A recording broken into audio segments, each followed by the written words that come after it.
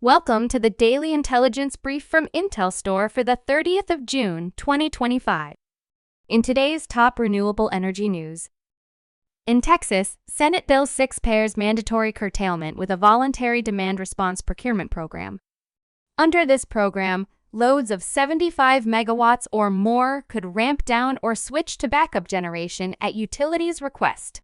It also includes new interconnection disclosure and cost-sharing rules, mandatory interconnection study fees, and protocols for co-locating large loads with existing generators. Data centers and other large non-critical power consumers connected to the Electric Reliability Council of Texas transmission grid must accept curtailment during firm loadshed events. ORIX Corporation has re-entered a deal to sell a stake in Indian renewables firm Greenko Energy to AM Green. They will agree to divest a 17.5% shareholding for $1.28 billion. AM Green was established by Greenko's founders. ORIX initially reached an agreement in January 2025 to transfer its entire 20% shareholding to AM Green for $1.46 billion. The original transaction, however, was canceled in April as the required conditions were not met. LONGi Solar of China has signed an agreement with the government of Indonesia. LONGi will build a factory for manufacturing solar panels in Deltamas, in the province of West Java.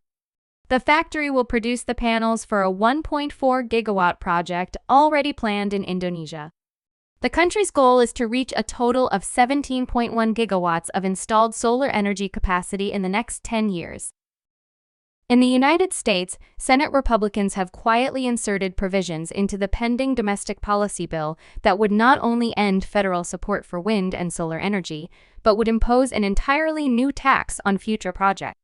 This is a move that industry groups say could devastate the renewable power industry. The latest version of the Senate bill would impose a steep penalty on all new wind and solar farms that come online after 2027, even if they didn't receive federal subsidies. The excise tax would be imposed unless project developers follow complicated and potentially unworkable requirements to disentangle their supply chains from China. As of the end of June in Turkey, electricity that was produced by coal-fired power plants had a share of 30.9% in the country. Wind power plants came in second place with 24.3%. Hydropower had a 13.9% share, and solar power came in at 13.2%.